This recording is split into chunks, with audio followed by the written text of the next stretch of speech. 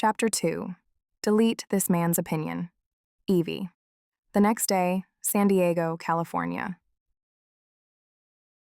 We blue tape a Kanban grid on Scarlett's living room wall because whiteboards are for offices and this is church. I print the first rule in Sharpie across the top square. No dating, 12 weeks. I underline it twice. Scarlett leans in and adds a heart like it's legally binding, then a tiny skull because she's her. The second square, get job in 10 days. Laptops open on the coffee table. We start a quiet clicking frenzy. I cue an application to the UCSD temp pool, another to Scripps, and bookmark a biotech on Torrey Pines with a careers page that is suspiciously cheerful for people who own lab coats. A Sephora night shift tab winks at me like a coupon. Employee discount equals research, I say. Scarlett salutes. The third square is the one that makes my pulse jump. Lipstick, MVP in 12 months. Minimum viable product, I say out loud. Not a full launch, just a working, testable first version, one hero shade that I shall name Delete This Man's Opinion, a V0.X formula labeled samples for wear tests, basic stability, and labeling done. Simple packaging is fine. The point is proof it works and people want it. A year is realistic. Scarlett nods like a board just approved funding. She prints a cheap banner and tapes it over the TV. No men, more lipstick. I snap a photo and set it as my lock screen. A few weeks later, reality taps the brakes. My inbox pings with another subject line I can spot in my sleep. Dear Ms. Hartwell, thank you for your interest. I stop there. It's another PFO, please fuck off letter. Polite, generic, the same script I've memorized from reading a dozen identical rejections this month. I stop reading because I already know how this ends. Same story, different company letterhead. No local references and an abrupt departure from my last company. Academic record insufficient for their standards. The trifecta of career death that follows me like a shadow, ensuring that every application ends in disappointment. San Diego, it turns out, is a tight circle that believes it already has all the talent it needs. If you didn't intern at Scripps or get a recommendation from someone's pickleball partner, you're an unknown variable. Unknowns don't get badges. Never mind that I can build a lipstick formulation brief in my sleep. The shadow from San Francisco follows me into every HR inbox. Fine. If no one will hand me a door, I'll build one. With Scarlett at work, I turn her bathroom into an improvised lab. The counter becomes a small city of beakers, spatulas, and labeled vials. I set 3 trials: glide, transfer, cracking the coffee mug kiss test, and a brutal smile lines check under mirror glare. Batch 1 goes on like warm jam, great glide, 0 discipline. It transfers to mug, napkin, and the back of my hand. Nope. Batch 2 dries like a scold. It stays put but flakes at the corners after 10 minutes. I don't throw it out. I adjust ratios, less brittle film former, more flexible binder, calmer wax to oil so the matrix moves when I do. Batch 3 is closer. The glide lands, the color locks, the finish feels a hair tight. I add a cushiony emollient, tweak the volatility curve so solvents flash off without stripping moisture, and try again. Better. Not magic yet, the map finally shows a route. Another email pings. I don't open it. My phone buzzes with a text that cuts through the solvent haze. Scarlett? Drinks, Solana Beach. 5 sharp. Lipstick. Don't ask questions. I hesitate, staring at the invitation like it's written in a foreign language. Since moving to San Diego, I haven't ventured beyond job interviews and grocery runs. Cash is tighter than I want to admit.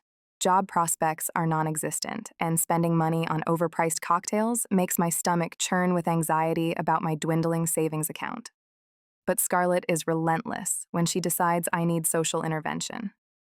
Pick socialization. Vodka or karaoke with strangers, or I'm busting in like a SWAT team with booze plus fake lashes. She's right, even though I don't want to admit it. Maybe I don't need alcohol, but I desperately need something beyond this apartment, these endless rejection letters, the soul-crushing fight to prove I belong in my own industry.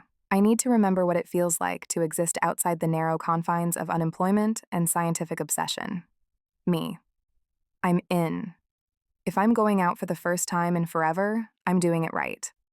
I pull out my best outfit, the one that screams confident powerhouse, the ensemble that reminds me who I am regardless of what the job market thinks of my worth. Vegan leather pants that fit like they were custom made for my body, skin-tight perfection that hugs every curve. Red stilettos that add 4 inches to my height and announce my presence before I say a word. Black silk blouse cut low and bold, unapologetic in its sensuality, featuring a graphic red rose that practically shouts, "Look at me, remember me, want me." One final mirror check reveals exactly what I hope to see. Strong, undeniable. I may lack employment, but tonight I have presence, fire, the kind of magnetic energy that can make people forget about spreadsheets and focus on possibility. Solana Beach smells like clean air and ocean. Scarlett waits outside a string-light patio with the hum of Highway 101 behind her and loops her arm through mine. God, you look like a lawsuit in hot pants. Compliment accepted, settlement pending. We snag a corner table. The server pretends not to notice our Kanban photo open between the salt and pepper. Status report. Scarlett says, sliding me a soda with lime. Gossip first, tears second. Rejections, I say. San Diego is a gated community with SPF 70 on the gates. Rude.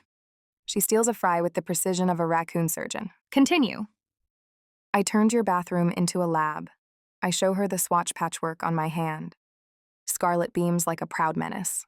Good. We'll find part-time work to keep you fed and keep the R in your R&D. A biotech will call. These things take time. Or Sephora will, and you'll become a spy with a discount. Both are acceptable fates. We split the fries down to salt and crumbs, pay, and step into the soft night. The air tastes like lime and ocean. Scarlett checks her phone and grins. Important update. Saddle Bar is around the corner, and it is Wednesday karaoke. I groan. Hard pass, no money, and no men clause. Karaoke is not men. It's group counseling with microphones. You. She taps my sternum. Need to reset your energy. My energy can reset in pajamas while I tweak ratios. Batch 3 misses me. She threads her fingers through mine and tugs, gentle but relentless. 10-minute field test. 1 drink, soda qualifies. We lurk in the back, sing nothing, judge everything, then straight back to Pacific Beach. If your lipstick survives the Mr. Brightside spit zone, it passes round 1.